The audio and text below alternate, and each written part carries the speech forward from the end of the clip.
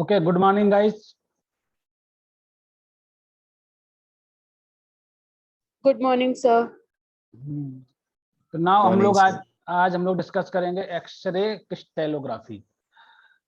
X ray के बाद में आप लोगों के केवल दो इंस्ट्रूमेंट्स स्पेक्ट्रोस्कोपी में बचेंगी, एक एनएमआर और ईएसआर। ओके, तो आई थिंक आपका सैटरडे कल हम अगर क्लास लेते हैं तो मान के चलते हैं दोनों वो टेक्निक्स, क्योंकि दोनों का सेम कंसेप्ट है, थोड़ा बहुत डिफरेंस देख लूंगा। और 17 को आपकी लास्ट क्लास कर लेंगे आप एमसीक्यू प्रैक्टिस के साथ, ठीक है? ओके, क्लियर है? अगर मतलब कोशिश करेंगे, अगर आप अगर होगा जैसे कुछ क्वेश्चंस अगर बचेंगे, अगर उस दौरान मेरे पास उतने क्वेश्चंस नहीं होंगे तो कुछ क्वेश्चंस में आपको फिर 19 को भी ले सकते हैं अगर जरूरत पड़ेगी तो, ठीक है? कोई दिक्कत तो है नहीं, गरीब। हाँ सर, प्लीज हम लोगों की क्वेश्चन प्रैक्टिस करवा दीजिए, क्योंकि हम लोग को बिल्कुल आइडिया नहीं है कि कैसे क्या होगा। हाँ, थोड़ा सा चेंज तो है ही पैटर्न, क्योंकि जो लोग क्वेश्चंस प्रैक्टिस में पहले से जैसे कहीं प्रिपरेशन किए होंगे उनके लिए तो आसान होगा, क्योंकि क्वेश्चन 4 में से कोई ना कोई एक बेहतर आपको लेना होता है।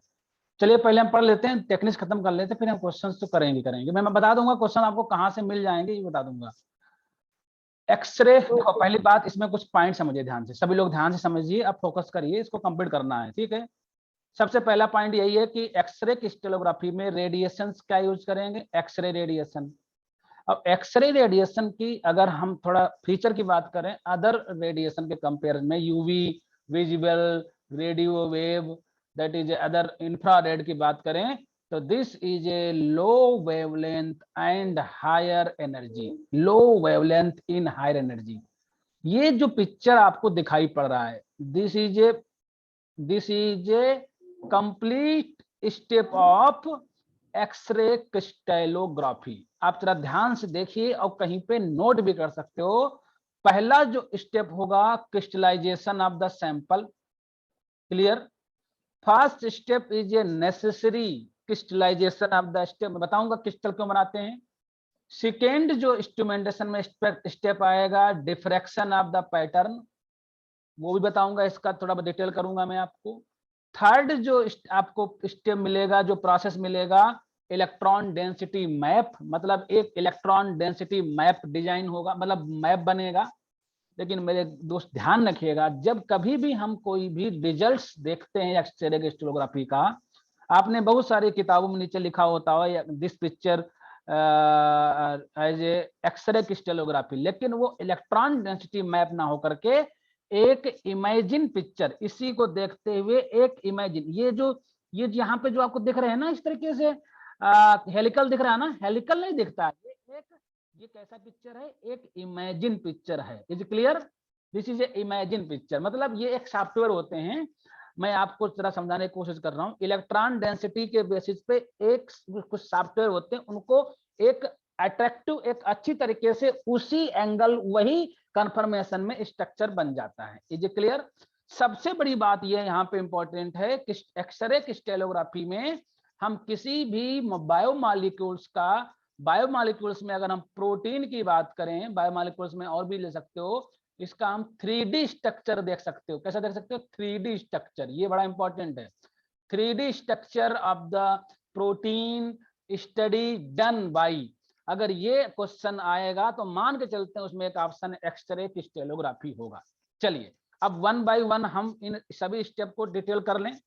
पहला स्टेप है crystallization of the protein. Now crystallization of the protein ये क्यों करते हैं, इसकी क्या जब, देखो जरा, किसी भी सैंपल को, देखो सैंपल जिसे प्रोटीन है, समझे ध्यान से, प्रोटीन है, प्रोटीन को अगर हम क्रिस्टल कर दें, क्रिस्टल फॉर्म ज्यादा हार्ड होगा या नॉन क्रिस्टल जो प्रोटीन फॉर्म होगा वो ज्यादा हार्ड होगा?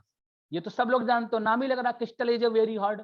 Crystallization of the protein to become more hard, ये सब लोग जानते हो ना, इसमें बताने की जरूरत नहीं है। जैसे किसी भी चीज का जब क्रिस्टलाइजेशन फॉर्म होता है, क्रिस्टल का एक डिफिनीशन है कि इसके जो पॉइंट्स हैं एक प्रॉपर अरेंजमेंट में आपको अरेंज हो जाते हैं। दिस इज ए न्यूक्लियस, भाई आपको पता होता होगा कि न्यूक्लियस जानते हो ना, एटम्स की स्टडी करते हो ना, न्यूक्लियस के आउटसाइड में कौन से पार्टिकल्स रोटेट हो रहे हैं, उसको बोलते हैं इलेक्ट्रॉन। इलेक्ट्रॉन क्लाउड होता है ना। तो एक न्यूक्लियस दूसरे, मैं थोड़ा बड़ा पॉइंट बनाता हूं, एक न्यूक्लियस दूसरे न्यूक्लियस के बीच में एक डिस्टेंस जरूर होगी ना। बताओ होगी ना डिस्टेंस। क्या ये दो न्यूक्लियस बिल्कुल बहुत ही क्लोज, बिल्कुल पास हो सकते हैं? नहीं हो सकते हैं, क्योंकि इस न्यूक्लियस का इलेक्ट्रॉन क्लाउड क्या करेगा, दूसरे न्यूक्लियस के इलेक्ट्रॉन क्लाउड क्या करते हैं, एक दूसरे को रिपल करेंगे। तो जरा मुझे जरा ये बताइए दोस्त, इस बेसिस पे इन दोनों के बीच की डिस्टेंस को हम वांडल वाल रेडियाई, या हम इसको रेडियस, या हम इसको स्मॉल डी मान सकते हो। दैट इज ए डी, मतलब distance between nuclei of one atom and nuclei of another atom. Is clear? इसको डिस्टेंस से रिप्रेजेंट कर देते। तो अब ये डिस्टेंस क्या होगी, किसी भी क्रिस्टल फॉर्म में ये जो डिस्टेंस होती है डी, ये क्या होती है, एक फिक्स हो जाती है। That will be fixed. Is clear? मेरी बात को समझिए ध्यान से। आप यस बोलते रहिए, कमेंट में बोलते रहोगे तो मैं थोड़ा समझता रहूंगा कि आप लोग मेरे साथ चल रहे हो। डिजिटल में बीच बीच में जिसको जिसको थोड़ा थोड़ा आ जाए तो यस कर दिया करो। चलो, तो मेरा पर अब मैं समझने की कोशिश करी, जैसे मैं यहाँ पे दिखा पा रहा हूँ, दिस इज ए, ये एक पॉइंट पॉइंट दिख रहे हैं ना, ये पॉइंट किसके दिख रहे हैं, these are nucleus, these are nucleus. ठीक है, तो मेरा कंसेप्ट आपको मैं समझा चुका हूं कि क्रिस्टल क्या मतलब क्या होता है, कि जो सैंपल्स में जो भी सैंपल्स हैं उसमें क्या होंगे, एटम्स होंगे। एटम्स के न्यूक्लियस क्या क्या होते हैं, उनके जो पोजीशन है वो एक फिक्स हो जाती है, और एक न्यूक्लियस के दूसरे न्यूक्लियस के बीच में एक डिस्टेंस को हम डी रिप्रेजेंट करते हैं। Is clear? तो ध्यान से देखिए जरा, आपको अगर हम बात करें तो न्यूक्लियस के सराउंडिंग में इलेक्ट्रॉन क्लाउड है ना, तो यहाँ पे जो डिफ्रैक्शन पैटर्न मिलेगा, what is the diffraction pattern, मैं आपको बताना चाहूंगा। थोड़ा सा इस चीज को समझने की कोशिश करें। अगर आप इस चीज को, मैं कहाँ पे एक पिक्चर और यहाँ पे था, कहाँ चला गया भाई, अच्छा ये आगे है। चलो चलो मैं ये बता देता हूँ, यहाँ बता देता हूँ। चलो जरा ध्यान से समझिए, जरा ध्यान से समझिए, कंसेप्ट समझिए। देखो मान लो हमने क्या किए, ये कुछ पॉइंट रख दिए, ध्यान दीजिएगा। ये पॉइंट क्या है, इनकी फिक्स पोजीशन है, दीज आर पॉइंट्स। ठीक है, इसके दो के बीच में एक डिस्टेंस है, न्यूक्लियस के बीच में एक डिस्टेंस है ना, डिस्टेंस है। तो जरा बताओ, इन न्यूक्लियस के बीच में एक्सरे ही एक ऐसी रेडिएशन है, एक्सरे ही एक ऐसा रेडिएशन है जो बिटवीन द न्यूक्लियस क्या कर सकता है, पेनिट्रेट कर सकता है, बिटवीन द न्यूक्लियस यहां से पास हो सकता है, क्योंकि इसके पास आपने अभी बोला high high energy, high energy, और क्या था, लो वेवलेंथ। अब बताओ, आप मुझे जवाब दीजिए, अगर मैं कोई ऐसा इलेक्ट्रोमैग्नेटिक रेडिएशन जो हाई वेवलेंथ में हो, तो क्या इन न्यूक्लियस के थ्रू वो रेडिएशन पास हो पाएगी, क्योंकि ये डी वैल्यू बहुत ही कम होती है, D is very very less. तो हम ऐसे रेडिएशन को यूज करेंगे जो कैसी हो, लो वेवलेंथ हो। इसलिए मैंने कौन से रेडिएशन यहाँ पे यूज किया, एक्सरे। तो एक्सरे यूज करने का कंसेप्ट आपके दिमाग में बन गया होगा, क्योंकि एक्सरे ही एक ऐसा रेडिएशन है जो दो न्यूक्लियस के बीच के थ्रू निकल जाएगा। लेकिन ध्यान दीजिएगा कंसेप्ट्स को।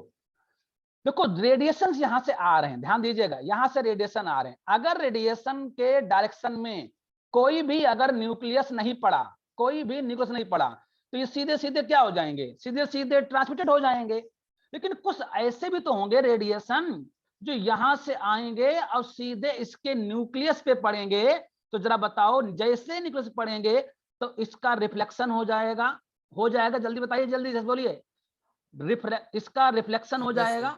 तो इस प्रोसेस को बोलते हो diffraction, that is known as diffraction. Diffraction समझ में आया? तो आप देख रहे हो, आप समझिए ध्यान से, कितने पॉइंट्स हैं, दैट इज वन पॉइंट, ये वन पॉइंट, ये बहुत, मैंने तो कल कुछ पॉइंट बनाए। किसी भी सैंपल में कितने पॉइंट्स होंगे, बहुत सारे न्यूक्लियस है ना, बहुत सारे पॉइंट्स हैं। तो देखिए जरा, हर पॉइंट से अलग अलग एंगल से डिफरेंशिएट, अलग अलग एंगल्स को, यहाँ पॉइंट है तो यहाँ से होगा, यहाँ होगा, यहाँ होगा, यहाँ आए तो यहाँ होगा। अल्टीमेटली ये पूरे पैटर्न को हम लोग डिफ्रैक्टेड रे बोल सकते हो। समझिए ध्यान से, क्या बोल सकते हो? डिफ्रैक्टेड रे बोल सकते हो। अब आपसे मैं अगर पूछ लूं कि डिफ्रैक्टेड रे क्या है, तो मुझे आप तुरंत जवाब दे दोगे, अभी यहाँ टाइम नहीं है। बोलोगे सर वो रेडिएशन, वो एक्सरे रेडिएशन जो न्यूक्लियस से रिफ्लेक्ट होकर के, जिस देखो जिस एंगल से, अगर मैं यहाँ पे एक लाइन खींच दूं, जिस एंगल से यहाँ पे इसके न्यूक्लियस पे पड़ेंगे, उसी एंगल में क्या होंगे, ये रिफ्लेक्ट होते हैं। Is clear? डिफ्रैक्शन एक बार और, अरे मैंने बता दिया। अरे बताइए जरा, इसमें न्यूक्लियस है ना, न्यूक्लियस है ना, न्यूक्लियस क्या पॉइंट्स हैं। जब आप रेडिएशन डालोगे तो जहां जहां न्यूक्लियस होगा वहीं वहीं से क्या होगा, डिफ्रैक्शन होगा ना। अब ये आप समझने की कोशिश करिए, अगर मैं एक डिफ्रैक्टेड रे को पकड़ लें तो मैं कह सकता हूं कहीं ना कहीं ये एक न्यूक्लियस से रिफ्लेक्ट होके ही तो आया है। न्यूक्लियस से ये दूसरा रेडिएशन दूसरे से आया होगा, तीसरा किसी मतलब हर एक डिफ्रैक्टेड रे represent the point, represent the point. Is clear? Is clear? Point क्या है यहाँ पे? पॉइंट क्या है? न्यूक्लियस। पॉइंट क्या है? न्यूक्लियस। This is clear? अब समझ में आया? क्या नाम है, नाम लिखते नहीं हो, पता नहीं क्या है। समझ में आया डिफ्रैक्शन? अभी समझ में आया डिफ्रैक्शन? वन पॉइंट आप समझते रहिए। तो मुझे लग रहा है जैसे किसी भी, आप इमेजिन करिए किसी भी सैंपल में, और सैंपल कैसा होना चाहिए मेरे दोस्त? क्रिस्टल। अगर क्रिस्टल नहीं होगा तो इनकी पोजीशन कैसे फिक्स होगी? किसी भी सैंपल में एक्सरे बीम जैसे हम डालते हैं, तो यहाँ पे एक्सरे बीम पड़ने से एक दैट इज एक पैटर्न जनरेट होता है जिसको बोलते हो डिफ्रैक्टेड रे। अब बताओ जरा, मुझे ध्यान समझिएगा, अगर यहाँ पे एक फिल्म लगा दें, फिल्म, फिल्म जानते हैं, पर्दा जैसे नहीं होता है। अरे आप पर्दे वाली मूवी देखते थे ना, अब तो चला गया गाँव में, एक इधर रेडिएशन पड़ते थे ना, तो एक पर्दे पे प्रतिबिंब आता है ना। यहाँ पे अगर फिल्म लगा दें तो जरा बताइए, यहाँ पे इस पॉइंट को बताया, ये पॉइंट है, दिस पॉइंट इज रिप्रेजेंट, ये पॉइंट को क्या बता रहा है? ये हर एक पॉइंट किसको रिप्रेजेंट कर रहा है? जल्दी बताइए कमेंट में। न्यूक्लियस को रिप्रेजेंट कर रहा है ना। each arrow point represent the nucleus, each arrow point represent the nucleus। और न्यूक्लियस के सराउंडिंग क्या है? इलेक्ट्रॉन, इलेक्ट्रॉन है ना। हम ऐसे भी कह सकते हैं कहीं ना कहीं ये एक इलेक्ट्रॉन क्लाउड जो होता है, एक क्लाउड मतलब होता है एक, ये जो एक न्यूक्लियस के चारों ओर इलेक्ट्रॉन लगाते हैं, ये इलेक्ट्रॉन क्लाउड को रिप्रेजेंट करते हैं ना। तो मुझे क्या मिल जाएंगे? मुझे इलेक्ट्रॉन क्लाउड की एक पोजीशन मिल जाएगी। Is clear? Is clear? Electron cloud की एक पोजीशन मिल जाएगी। This is known as electron density map. एक प्रकार से उस सैंपल में एक इलेक्ट्रॉन डेंसिटी मैप बन जाएगा। जहां तक मुझे आपको दिखाई पड़ रहा होगा, इसमें बिल्कुल प्रॉपर दिखाया होगा, ये देखिए जरा, ये एक मैप बन गया। मैप मतलब ये होता है कि आपको ये बताया जा रहा है कि ये किस तरीके से अरेंजमेंट है न्यूक्लियस का। This is arrangement of the nucleus. उसी तरीके से एटॉमिक मॉडल एक इमेजिनेशन पिक्चर बनाओगे। तो जरा बताइए, आपको कुछ तो समझ में आया? इससे क्या होगा, आपको 3D स्ट्रक्चर समझ में आ जाएगा कि उसमें 3D स्ट्रक्चर है तो किस तरीके का है। तो जरा बताइए, x ray crystallography that is very very important tools, important techniques to determine the 3D structure of the biomolecules. कुछ तो समझ में आ गया होगा इतनी देर बोलने के बाद में, मुझे तो उम्मीद है। आप लोगों को क्या कहना है? अभी तो पिक्चर बाकी है, अभी तो पिक्चर बाकी, अभी तो कंप्लीट, समझ में आ गया। अभी तो बहुत कुछ बाकी है। हम आपको इतना समझा पाए हैं क्रिस्टल क्यों जरूरत है, क्रिस्टल के साथ हम एक्सरे क्यों यूज किया, क्योंकि एक्सरे ही एक ऐसा इलेक्ट्रोमैग्नेटिक रेडिएशन है जो हाई एनर्जी लो वेवलेंथ है, जो दो मतलब अगर हम वहां से डालेंगे तो आपको डिफ्रैक्शन मिलेगा, और जो डिफ्रैक्ट नहीं होंगे वो सीधे ट्रांसमिटेड हो जाएंगी।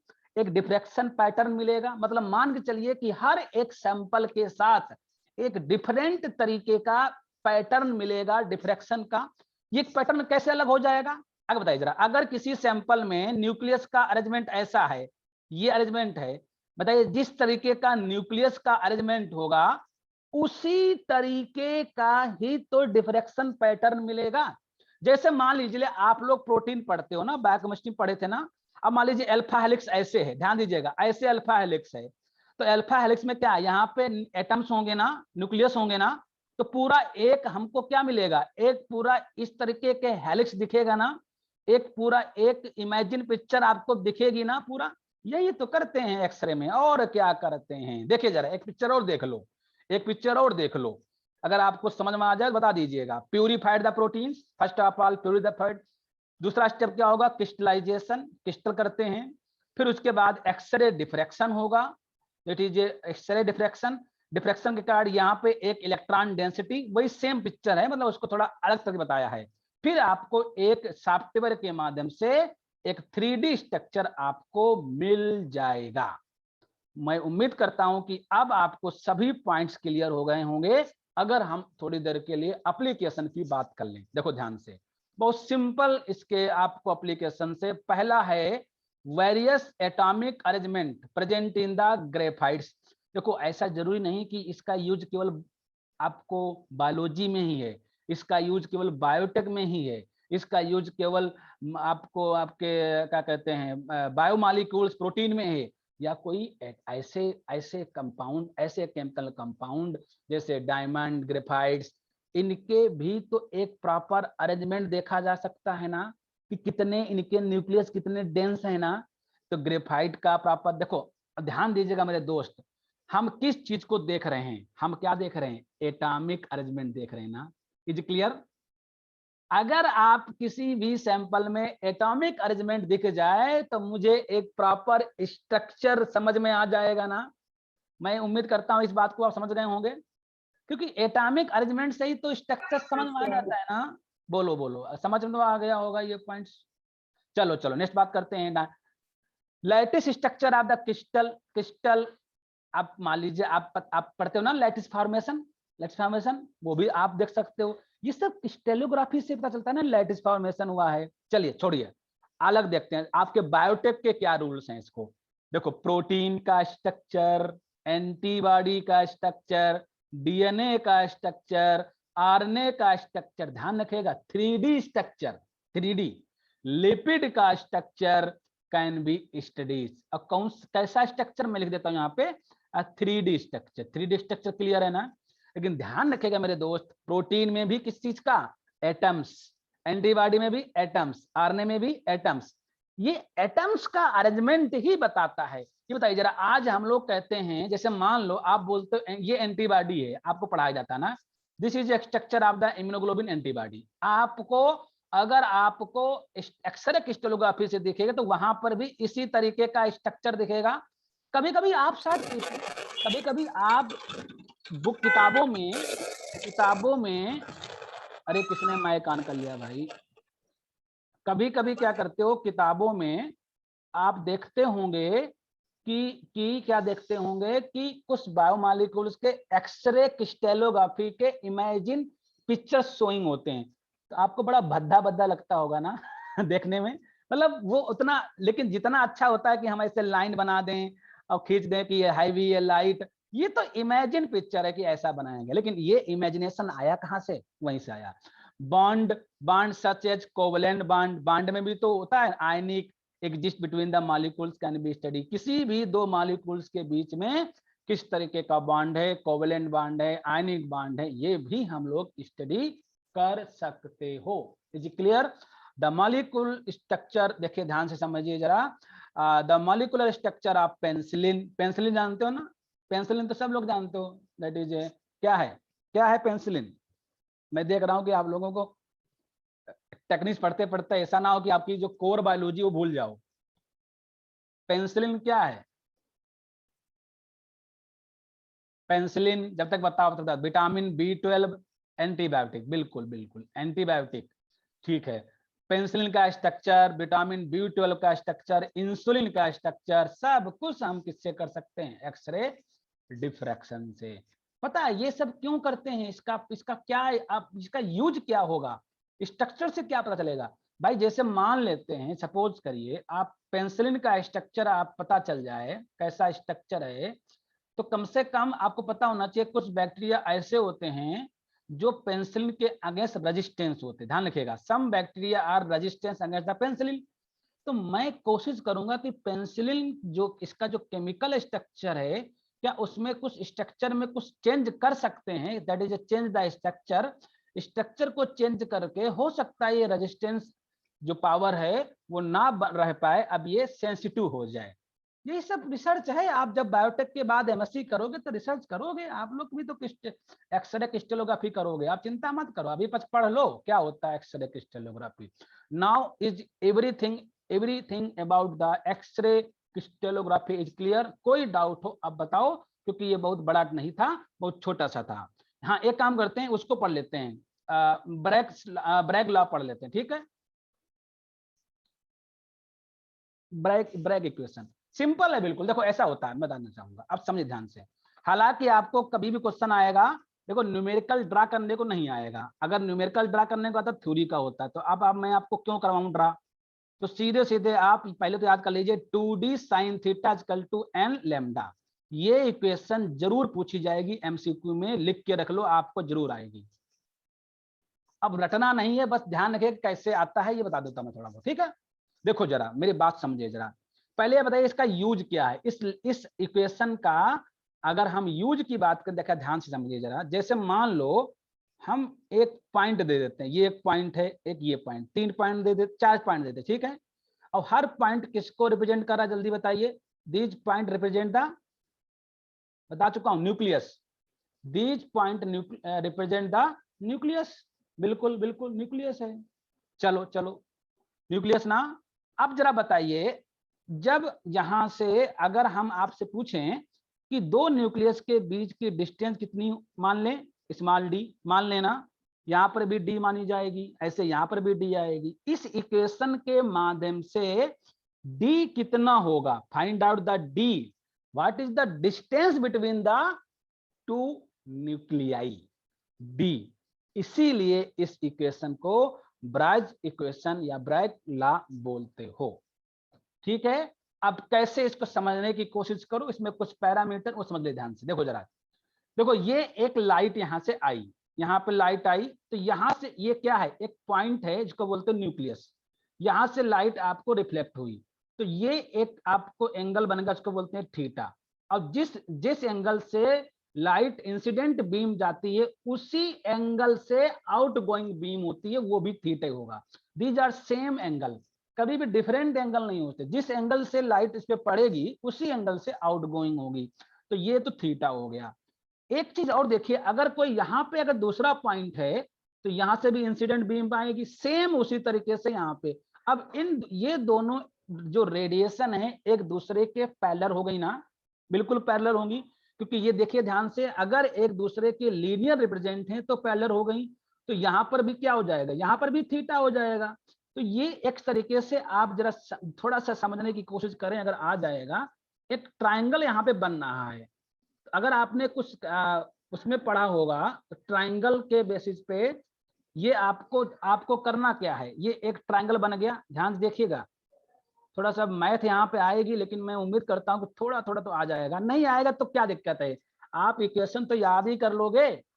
This angle is a theta, this angle theta, हमको क्या चाहिए, हमको ये डिस्टेंस चाहिए, ये डिस्टेंस चाहिए। और अगर हम बात करें तो ये अगर मान के चलते हैं, तो ये डिस्टेंस आपको मुझे चाहिए, ये डी, क्योंकि ये इस न्यूक्लियस के बीच में, तो ये पूरा एंगल आपको दिखाई पड़ गया।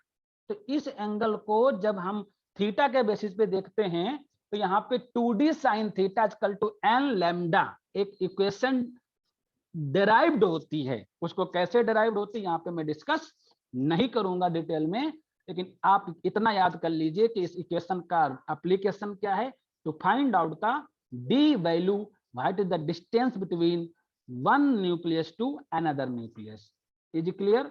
अब जरा मुझे बताइए, सभी पॉइंट्स आपको एक्सरे क्रिस्टलोग्राफी से क्लियर हैं?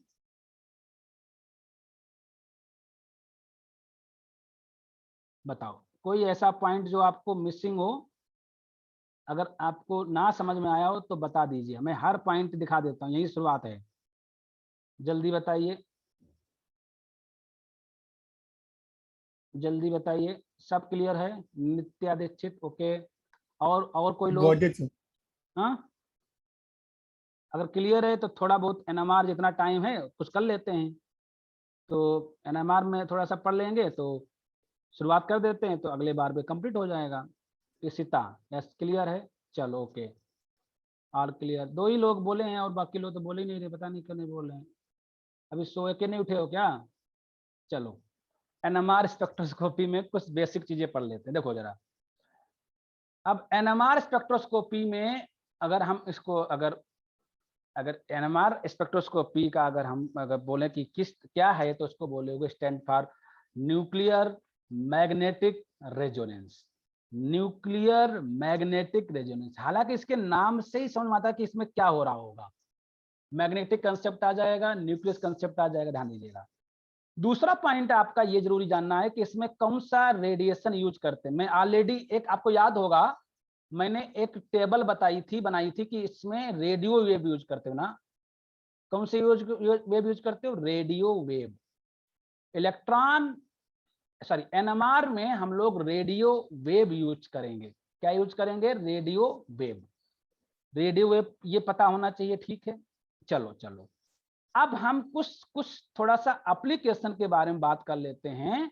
तो ये कुछ एप्लीकेशन हैं जो इनके वाइड स्पेक्ट्रम के एप्लीकेशंस हैं, वाइड एप्लीकेशंस हैं। Structure of the proteins, structure of the chemical, scanning of the NMR. आप शायद अगर मेडिकल से थोड़ा बहुत अगर रिलेशन होगा आपका, तो कब देखते होंगे डॉक्टर लोग बोलते हैं इसका स्कैनिंग करा लो। स्कैनिंग मतलब ब्रेन का एनएमआर करा लो।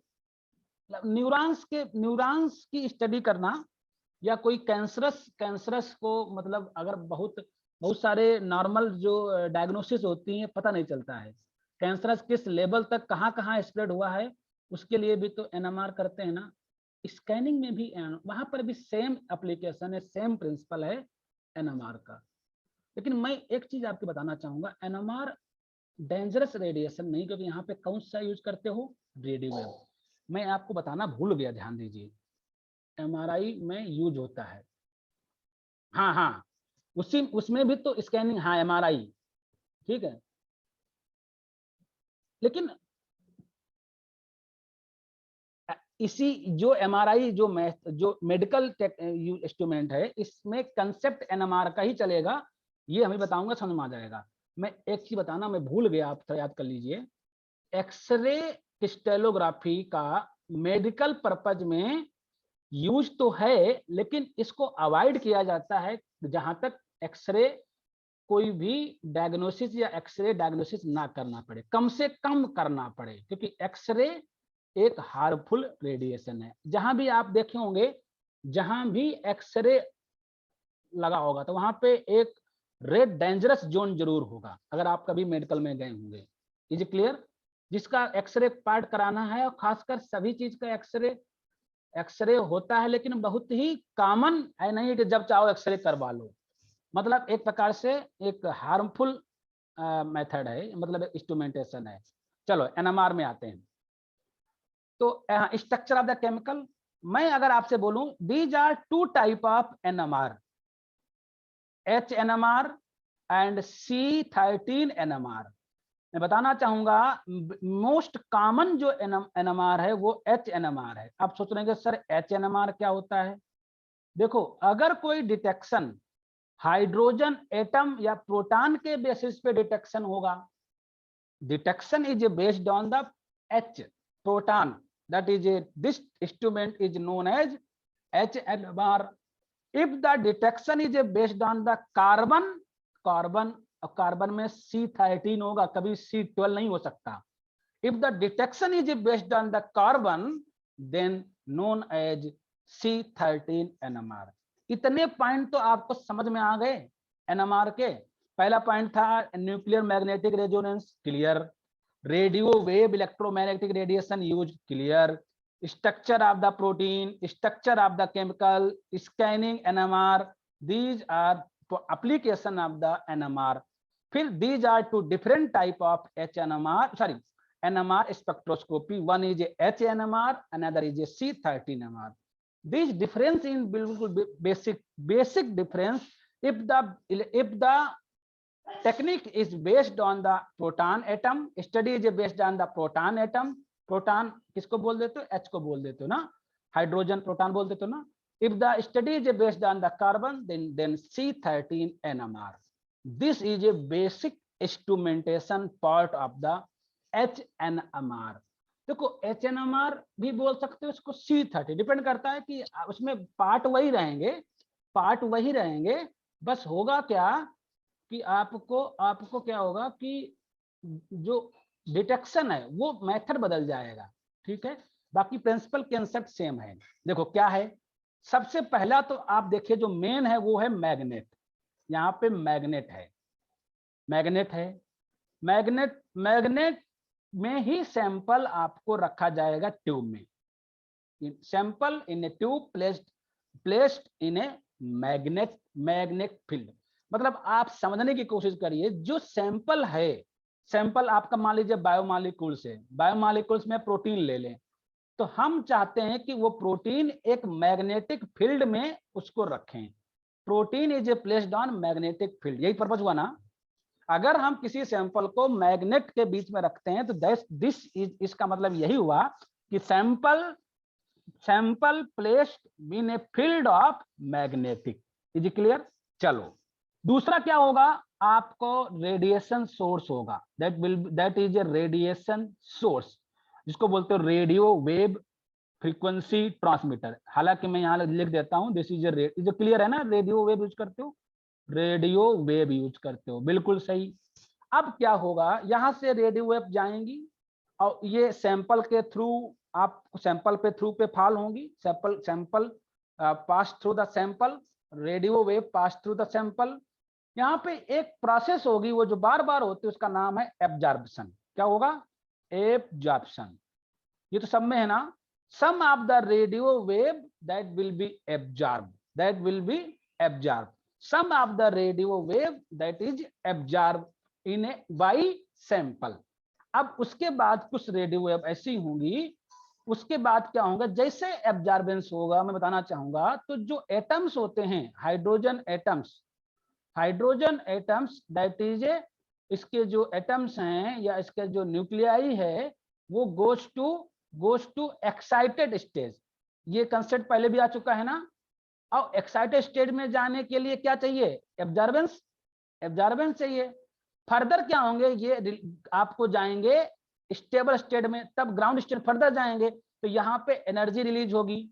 जो एनर्जी रिलीज होगी, this is energy release when atom goes back to ground stage. अब ये जो लाइट जा रही है, this light is a transmitter lights fall on sample.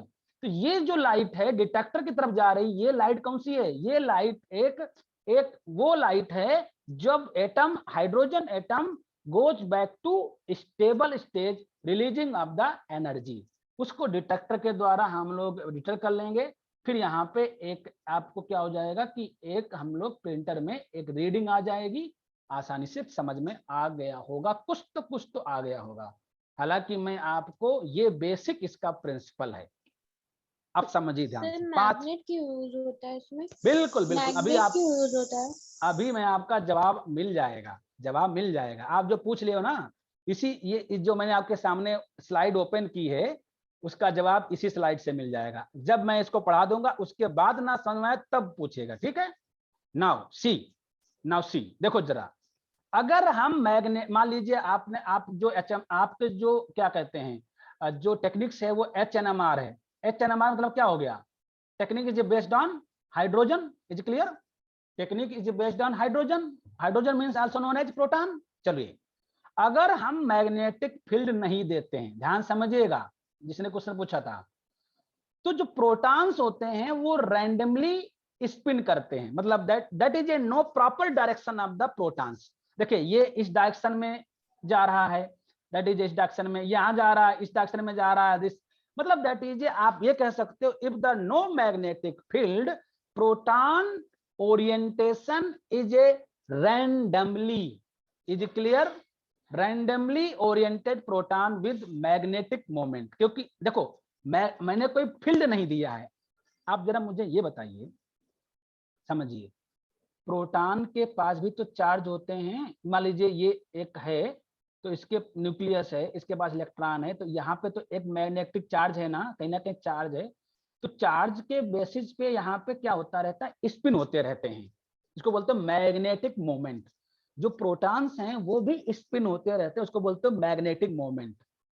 जरा मुझे दोस्त ये बताइए, क्या ये मैग्नेटिक मोमेंट जो मोमेंट हो रहा होगा, क्या ये प्रॉपर डायरेक्शन पे होगा? जब अगर हम इलेक्ट्रिक फील्ड ना दें, अगर हम इलेक्ट्रिक फील्ड नहीं देते हैं, तो क्या इसका कोई एक प्रॉपर डायरेक्शन होगा?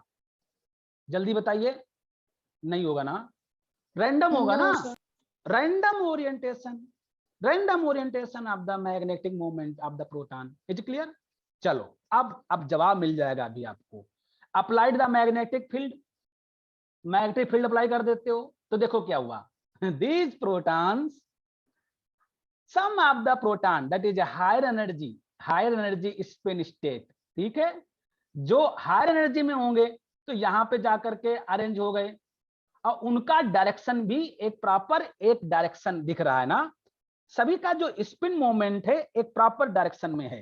Proton anti align with the magnetic field, proton align with the magnetic field. अगर जो लोअर एनर्जी स्पिन स्टेट में होंगे तो ये आपको एक जो मैग्नेटिक फील्ड से, मान लीजिए देखो मैग्नेटिक फील्ड ऐसे है, इस तरीके से मैग्नेटिक फील्ड ये है, मान लीजिए ये फील्ड है, तो ये प्रॉपर अलाइनमेंट दिख रहा है, इसका अपोजिट है।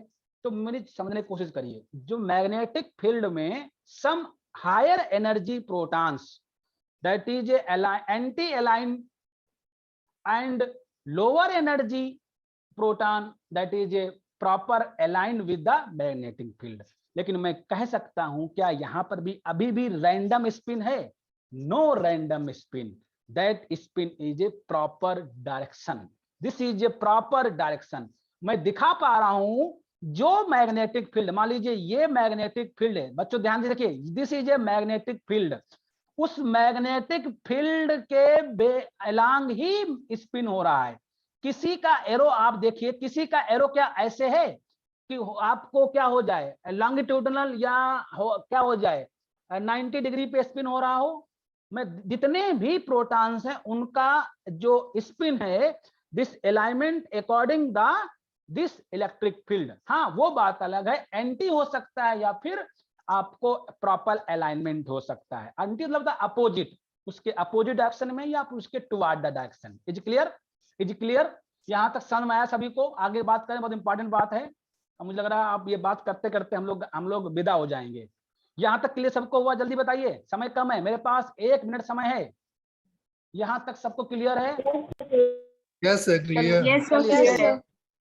अगर यहां तक क्लियर है तो आगे के पॉइंट क्लियर हो जाएंगे। जैसे ही हम रेडियो वेव देंगे, जैसे ही हम रेडियो वेव देंगे, ध्यान दीजिएगा, रेडियो फ्रीक्वेंसी देंगे तो क्या करेंगे, protons absorb the energy, goes to higher state of, goes to higher state.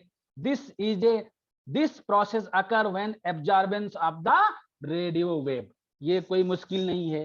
अब क्या करेंगे फर्दर, क्या वो ग्राउंड स्टेट में नहीं आएंगे? आएंगे। These higher state of the proton further goes to ground stage and releasing the energy and emit the energy, and this energy is detected by detector.